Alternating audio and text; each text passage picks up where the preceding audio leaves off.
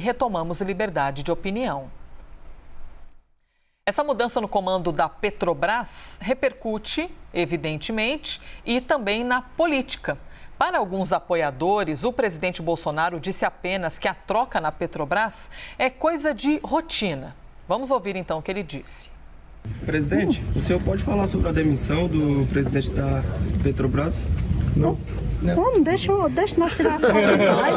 Pelo amor de Deus. De rotina, sem problema nenhum.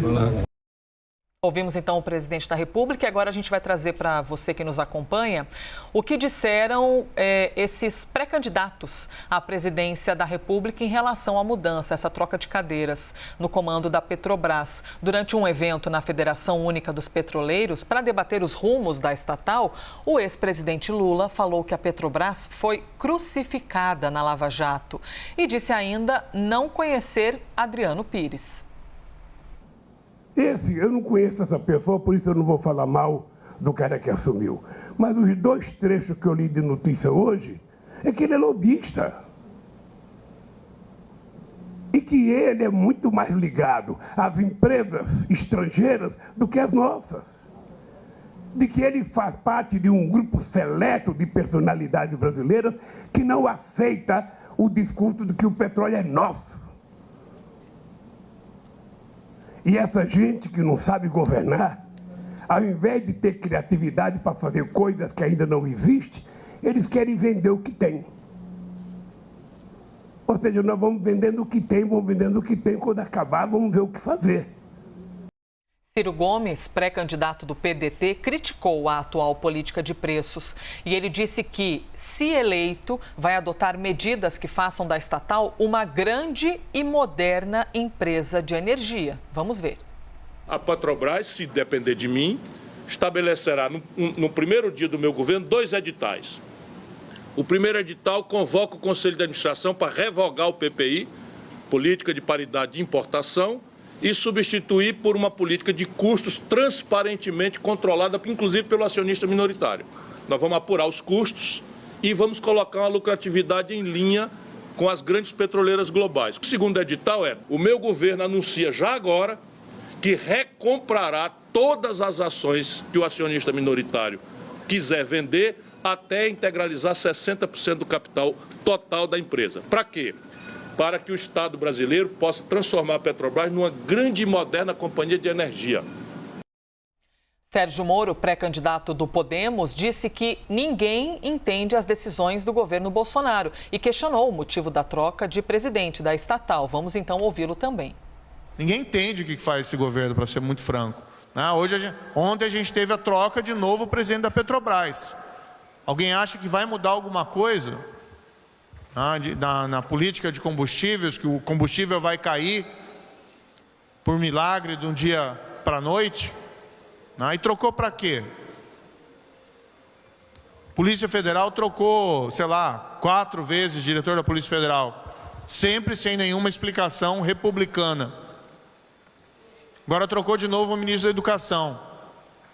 Alguém tem alguma esperança que vai melhorar a política de educação desse país? Vamos a mais uma opinião. O pré-candidato do PSDB, João Dória, defendeu a privatização da Petrobras. Vamos ver. O que eu defendo mesmo é a privatização da Petrobras. Mas enquanto ela não vem, não há essencialmente erros na política de preços da Petrobras. Os derivados são commodities e os preços domésticos devem guardar paridade com os preços internacionais. Artificialismos prejudicam a empresa e são um sinal ruim para investimentos no setor.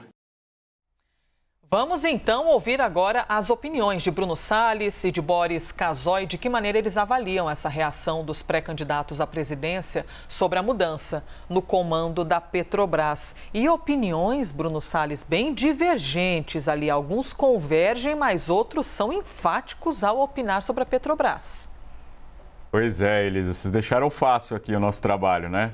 São só umas 5 opiniões, mas eu peguei uma por uma e eu vou querer falar aqui uma por uma. Vamos começar, então, em primeiro lugar, o ex-presidente Lula.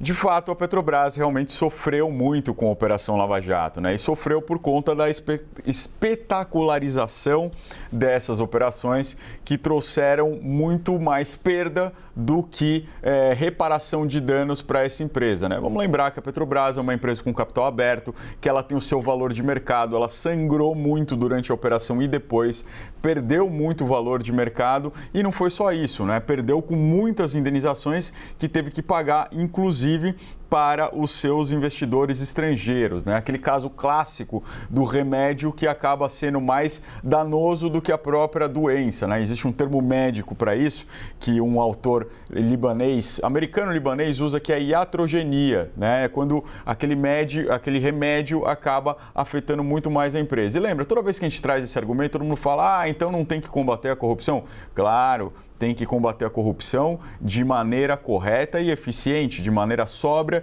e estrutural, sem transformar isso em um grande espetáculo que vai acabar destruindo a empresa muito mais do que a própria corrupção que já estava a corroendo. Nós precisamos curar a empresa da corrupção, não destruir a empresa de uma vez. E é só ver exemplos estrangeiros, o próprio Estados Unidos, como ele lida com esses casos internamente. Vamos lembrar que ele tem uma lei para o resto do mundo e uma para dele. Na dele, ele não fica mandando aí para o resto do mundo, olha, puna a minha empresa também, como a gente fez aqui. Então tem certa razão nesse comentário do ex-presidente Lula. O comentário do Ciro, vamos aqui para o segundo pré-candidato, é um projeto muito interessante, ele vai na contramão de tudo que está sendo dito aqui por essa ala mais liberal, né? A ideia dele é diminuir a importância da Petrobras no mercado e diminuir a importância dos lucros para o acionista, né? Ele é quase que um contrário da privatização, ele é estatizar ainda mais a Petrobras para que ela de fato tenha aí um caráter mais público, de atendimento do interesse público e vise menos o lucro. Então ele já fala em diminuir o lucro e olha, quem quiser sair, pode sair, nós vamos tirar a paridade com o preço internacional, essa empresa não vai mais visar, não vai mais acompanhar aqui o valor, se o valor lá fora estiver mais alto, a gente não vai acompanhar esse preço aqui dentro e essa empresa vai ser uma empresa muito mais estatal, muito mais estratégica.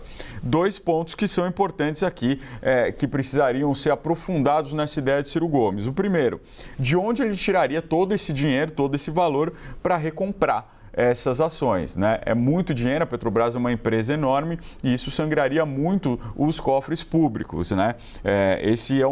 É por isso que esse é um movimento contrário à privatização. Quando você privatiza, você recebe dinheiro. Quando você está recomprando essas ações, você está gastando e, de certa forma, você está investindo. Depende aí da corrente que você se filia. O segundo ponto é o impacto que isso traria no próprio mercado de capitais, porque a Petrobras é uma empresa muito importante para o nível da nossa Bolsa de Valores, né? Para o nível de negociação. A Petrobras claramente deixaria de ser uma empresa tão atrativa para investimento, já que você está aí de cara dizendo, olha, vou controlar os lucros, aqui não vai ter os lucros que você está esperando, aqui o céu não é o limite é o interesse público e isso você, acionista, saiba quando venha comprar minha ação disso. E é claro, esse papel deixa de ser tão atrativo quanto ele era antes. João Dória, ele tem uma posição muito parecida aí, talvez, com a do próprio presidente da Petrobras. Talvez quem esteja mais alinhado com o atual presidente da Petrobras é o João Dória, com essa ideia de privatização direta da Petrobras. Agora, a gente fala muito isso, fala muito de privatizar como se fosse algo muito simples, né? Privatizar qualquer empresa, desestatizar qualquer sociedade de economia mista já é algo bastante difícil, porque envolve um cálculo político muito grande, você precisa ter um ambiente político muito grande, que hoje não parece haver tanto aqui no Brasil. O segundo ponto é vender para quem? Para quem nós passaríamos o controle da Petrobras? Quem exerceria esse controle? Se a gente olhar no setor de óleo e gás nos últimos anos, Elisa, quem está adquirindo a maioria dos ativos que estão sendo vendidos são estatais chinesas. Então, a gente quer realmente passar o controle dessa empresa que tem uma importância estratégica tão grande para o Brasil, para a economia, para o desenvolvimento, para estatais de outros países, não precisa ser chinesa aqui, não estou fazendo a teoria da conspiração comunista, globalista, eu só estou colocando esse ponto. A gente vai passar o controle de uma empresa tão importante para a estatal de outro país, uma empresa que é controlada ao fim e ao cabo pelo governo de outro país. Esse é um ponto muito importante, traz muitas discussões, as alas mais liberais vão falar, não tem problema, pode dar tudo isso para as estatais e vamos embora. E por fim, Elisa, que eu já me alonguei aqui, quanto à declaração do Sérgio Moro, não tem muito o que comentar, né? As declarações dele não tem muito pé nem cabeça. Está falando da Petrobras, aí começa a falar de troca da Polícia Federal, começa a falar de troca do ministro da Educação, não tem qualquer lógica entre uma coisa e outra. Você vê que realmente quando ele sai de qualquer assunto que não seja do combate à corrupção, dessa mesma cantilena, não consegue falar, não consegue trazer argumentos sequer que a gente possa revolver aqui. Então, acho que eu cumpri aqui o meu papel de comentar todos os comentários aí. Elisa. Difícil a missão, Bruno Salles. Tô sem ar aqui. Coloquei aqui umas 5 palavras diferentes, colocamos, né, umas 5 palavras diferentes para que você possa avaliar, mas fizeste muitíssimo bem a missão. Difícil.